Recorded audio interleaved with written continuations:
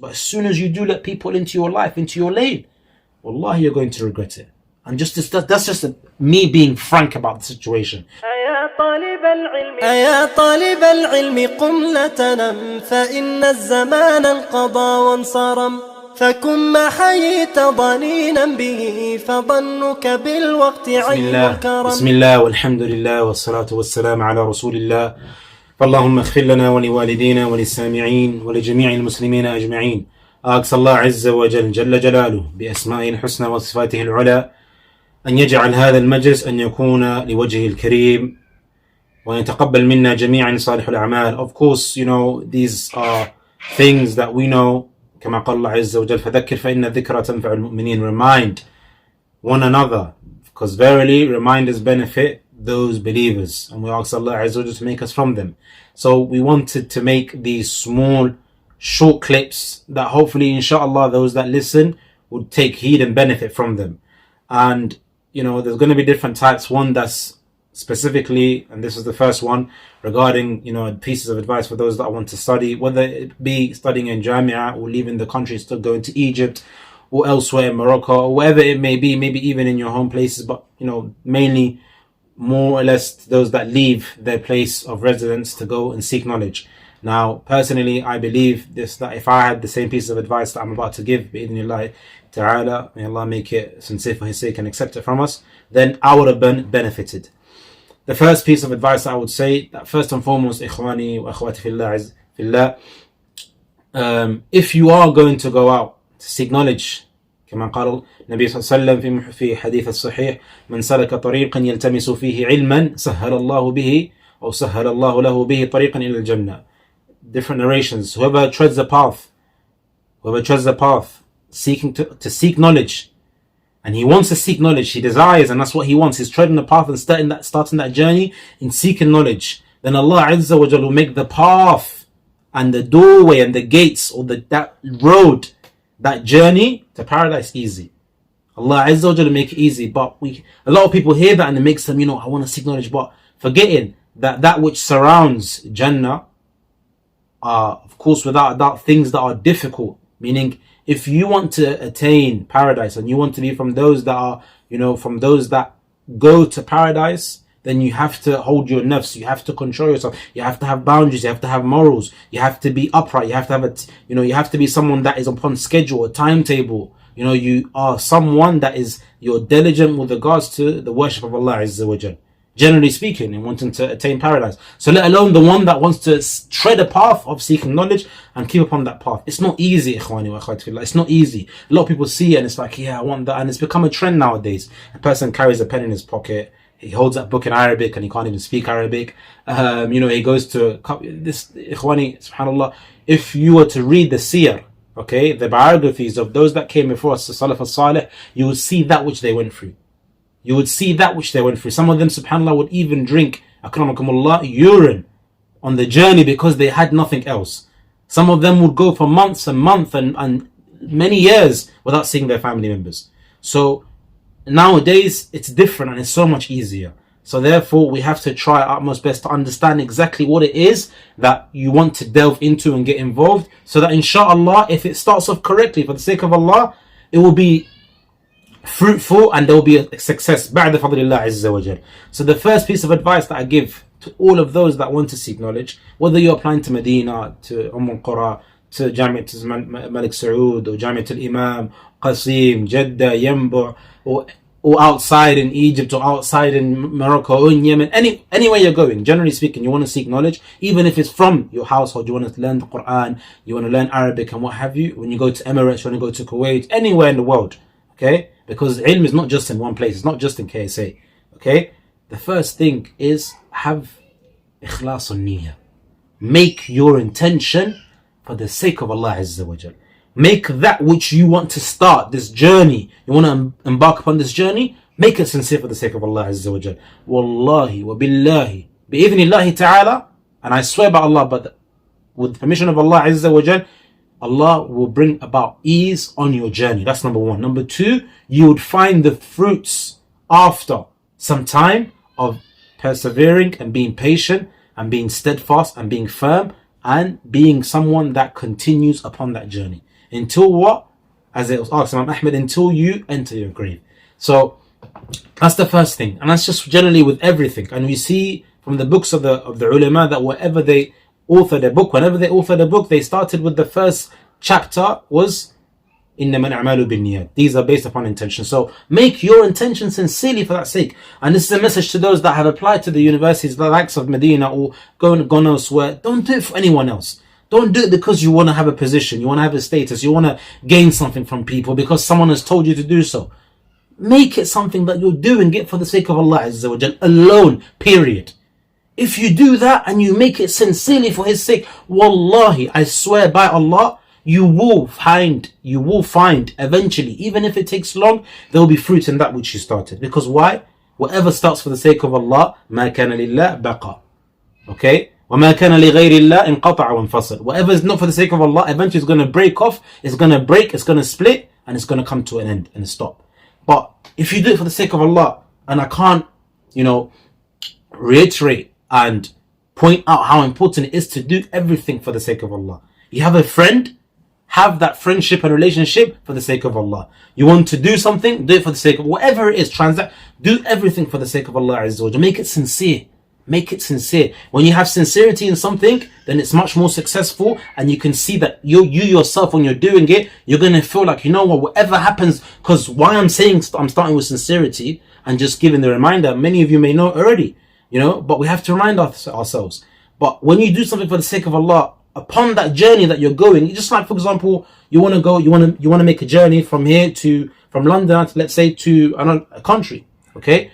And the reasons of why you're going, they're not really for the correct reasons, but you're making out like you're going for a certain reason, okay? So there's no sincerity.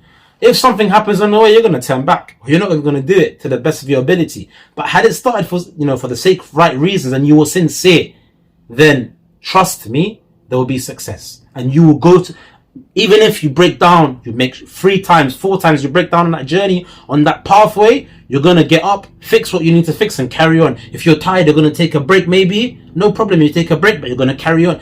The main important thing is that you're going to finish that journey. You're going to finish it. So in terms of seeking knowledge, if you start and you've applied, for example, one of the universities, and you made your intention sincerely for the sake of Allah Azza wa Jal, you're bound to find things on the way, the obstacles on the way, whether it's in the beginning, whether it's in the middle, whether it's towards the end, whether it's when you're finished and you've done and completed your studies, or your scholarship has come to an end, or university, or your years have come to an end, that which you've accomplished, you've accomplished something that you wanted to accomplish in terms of seeking knowledge. You may find it afterwards, the obstacles, but if you did it for the right reasons, then inshallah, بعد فضل الله عز وجل ومنه وكرمه, you're going to find success and you're going to carry on until Allah writes for you that it's time for you to depart from this world, because you started it for the right reasons. And that's the main thing, sincerity, ikhwani, because you see a lot of people, and I've seen so many on the way, they start it, and of course we don't know ilm al-ghayb, we don't know what's in their hearts, why they started it, but a small test came about and they weren't able to handle it, they just dropped it. And it's like all those sacrifices, or for example something was to happen on the way, a trial, a tribulation, it completely destroyed them. Because you have to understand, why did they start it in the first place? Why did you start it? Forget everyone else. Ask yourself, why did I start what I started? If it's for the right reason, then whatever I'm going to face, whatever's going to come in my way, whatever's going to befall upon me, I'm going to take it like a man. I'm going to take it like a Muslim or a Muslim. And I'm going to carry on, and I'm not going to let anything distract me. Nothing at all is going to distract me.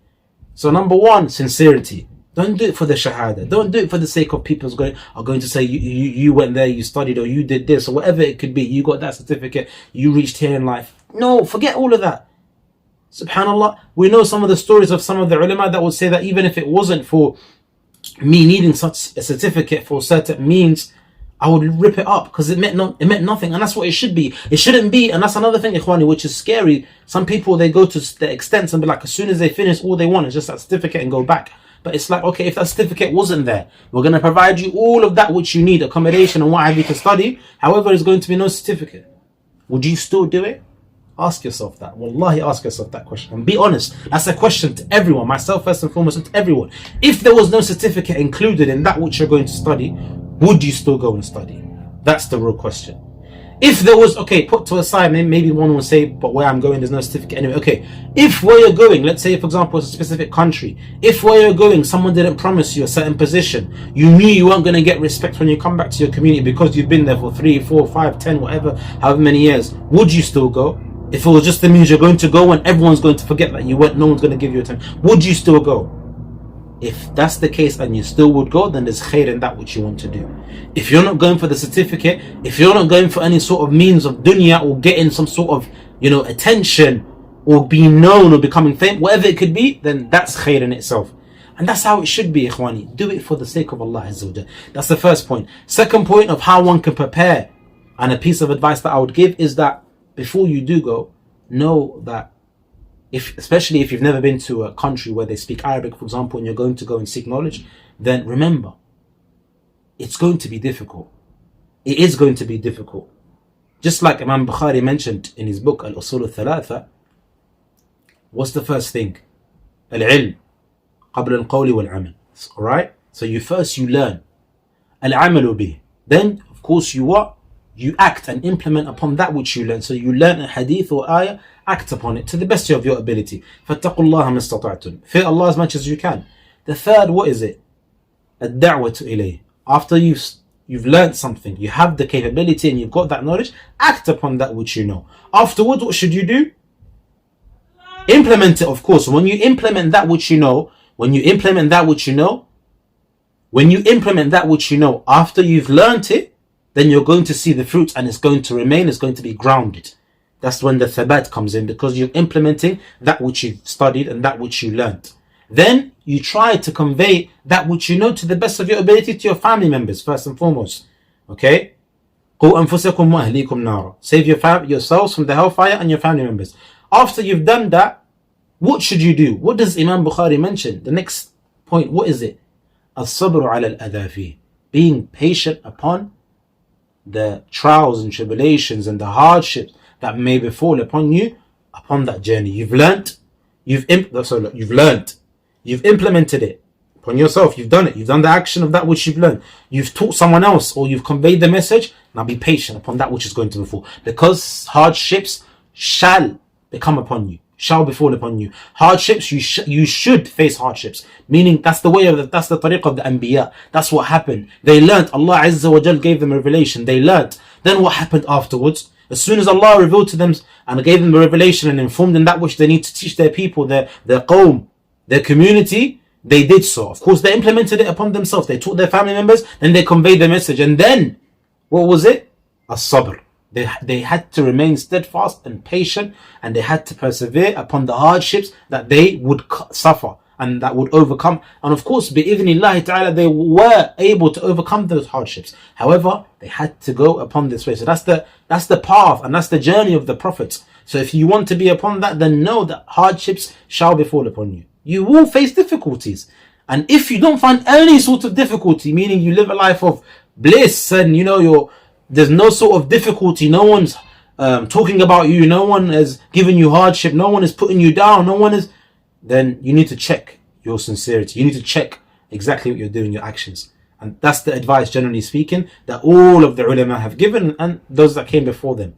So afterwards, of course, we should know that this is something that you've done, that you studied, okay, or you're studying, you're implementing it, you're conveying it to your family members and those that you can from your community, and then be patient upon it. And if you are, inshallah, then you're going to find it that it's going to be more and more, you're going to find more of a purpose of doing that which you learnt and teaching someone else and remaining upon it and just going in a circle, in a cycle.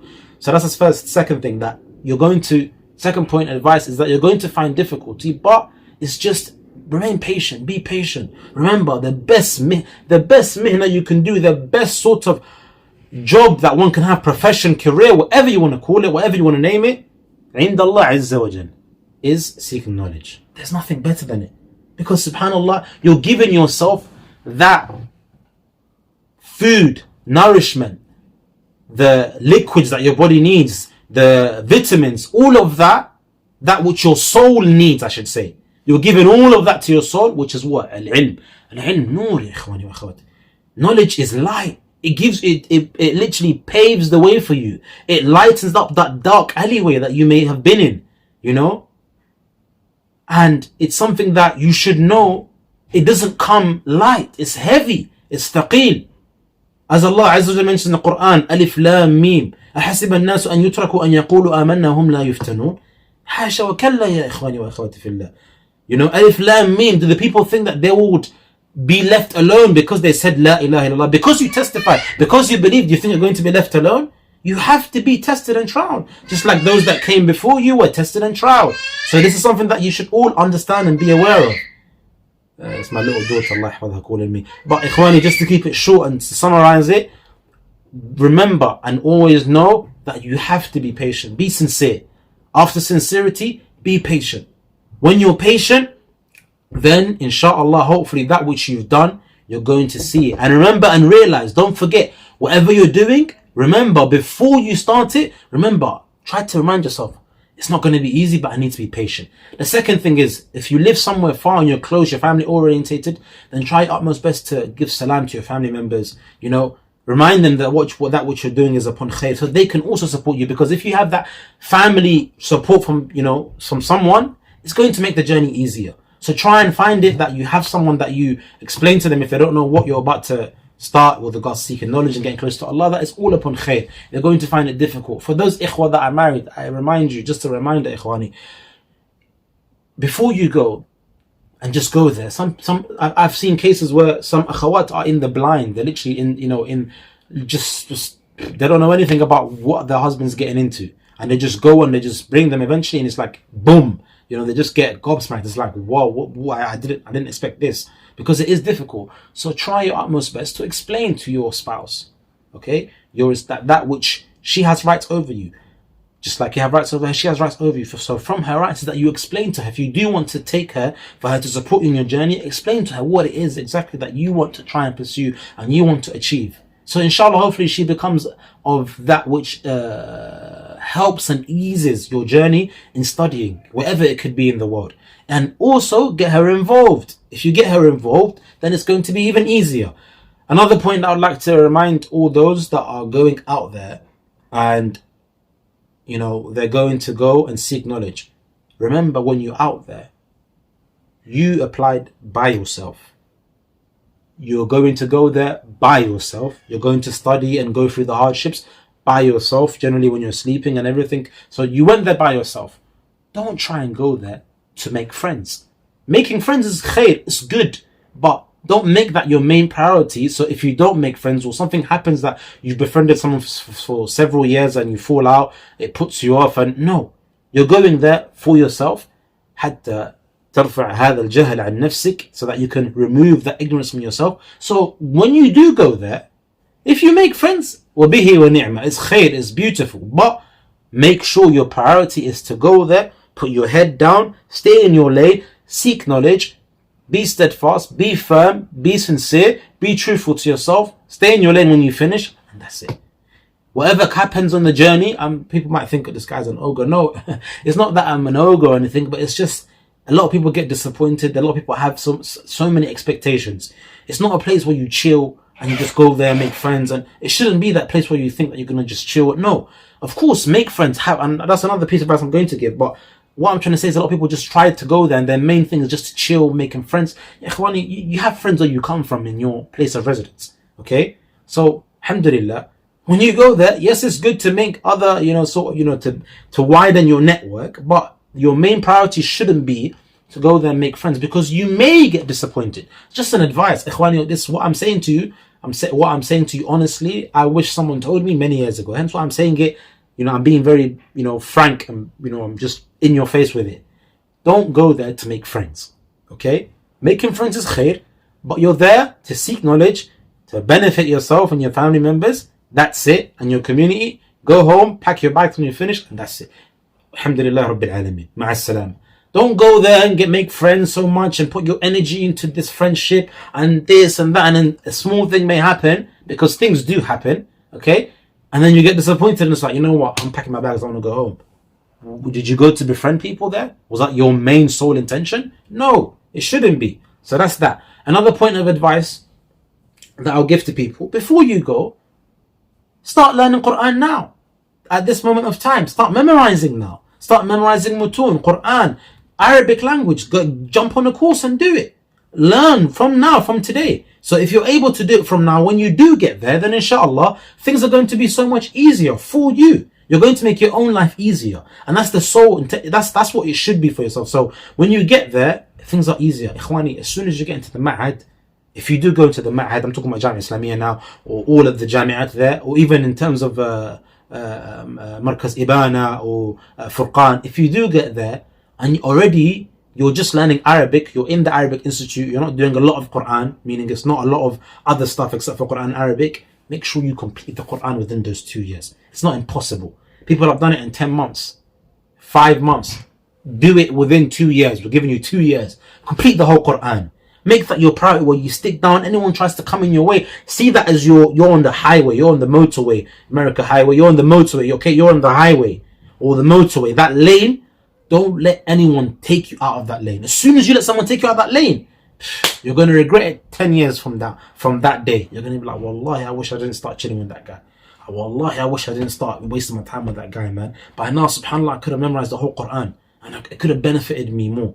Many people say these regrets are reoccurring regrets and statements that people say. Because, you know why? Because it's too much. You're letting people into that lane. It's khair. Don't get me wrong. Please do not get me wrong. It's khair to make friends. It's khair to have friends. It helps you. You know, that's why we were named insan. Hatta nasta'nis ma'a ba'd. Of course, it's khair. But certain times people do drag you away from your sole intention. They do take you away from that which you are upon, from that which you wanted to do. And that's the advice that, subhanAllah, may Allah reward those that did advise me in the beginning. I was advised to not, and that's another thing we're going to get into afterwards. But going back on the topic, stay in that lane. You're in that lane and you're driving now, and someone tries to come and pull you over. Someone, you know, you've got the hitchhikers trying to come and just picture it as that. You've got hitchhikers coming and be like, yeah, can you drop me off, or can you do this and you do that? You think, you know what, I'll get rewarded in doing that. I can then pick up 1, 2, have a convo, pick up 1, 2, pick up 1, 2.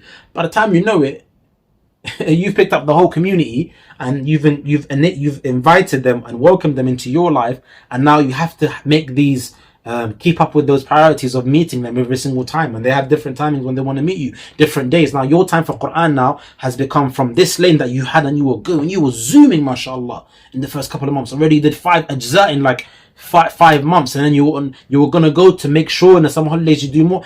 Next thing you know, your lane has become like this, and it's become like that.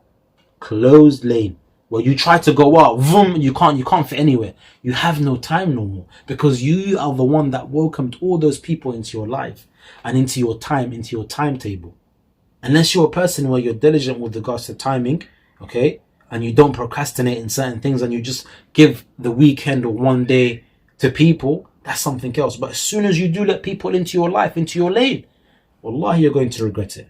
And that's just me being frank about the situation, because there are a lot of people that their intentions are different to yours. They're not upon that lane that you're upon. They don't want to be in that lane, on that highway lane where you're just trying to benefit and get close to Allah. They want to just be on the, you know how you have the hard shoulder. They just want to just be there and just take their time, have coffee, chill, drink, talk about life and this and that, and then eventually get into that lane when eventually they have time. Don't be like that. If you're not like that, then don't invite them. That's the piece of advice I'll give you, and that's throughout the whole time you're there studying. And if you do that, one thing is though, and I'll tell you one thing is, when you're a person that you stick to your timetable and you don't let anyone in, and you don't want to chill too much when they do invite you, and you are someone that you are hardworking, and you don't come out of your lane, you are going to have haters. You are going to have people start talking about you. You are going to get people starting pointing fingers. That guy, he thinks he's better than us. Or that guy, we don't see him much. We don't know what he's upon. Or we don't know what he's doing anyway. Probably he's just wasting time. Probably he's this, probably that. And then word gets round, people are talking about you. Stick to your lane. Let the talkers talk. The haters are always going to hate. Those people that are talking, let them talk. It's no problem. Stick to your lane. If you want to please Allah Azza wa Jal, then Allah Azza wa Jal will make the people be happy with that which you're doing. Forget pleasing the people before you please your Lord Jalla Jalaluhu. Please your Lord, please Allah Azza wa Jal, and the people can come next. You weren't created with them. You're not going to enter your grave with them, and you're not going to get resurrected with them. You're going to be by yourself. Stick to your lane. Stick to your lane, because that path is long. So you want to try and cross as many bridges as you can, okay, as many toes as you can. You want to try and cross them with ease. If you have the Quran with you in your hand and you're in that car, you're in that lane, you're listening to Quran, you're memorizing, you're revising, inshallah you're going to find khair, you're going to find fruits. That's the first thing. Make the Quran your number one priority when you're in the Arabic Institute. When you get to the kulliyah, when you get to the faculty, or if you're in Egypt, when you get to sitting with the mashaykh and what have you, you've got the Quran, you've got the Arabic language on lock.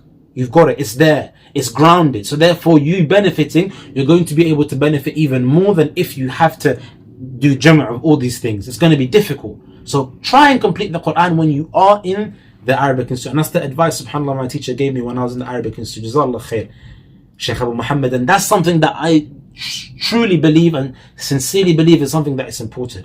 In that lane, stick to that lane. Don't let no one get to you. Don't let no one, deter you from that which you're doing. Don't let no one deter you from that which you're doing. At the end of the day, you didn't go there to do it for other people. You're there for yourself.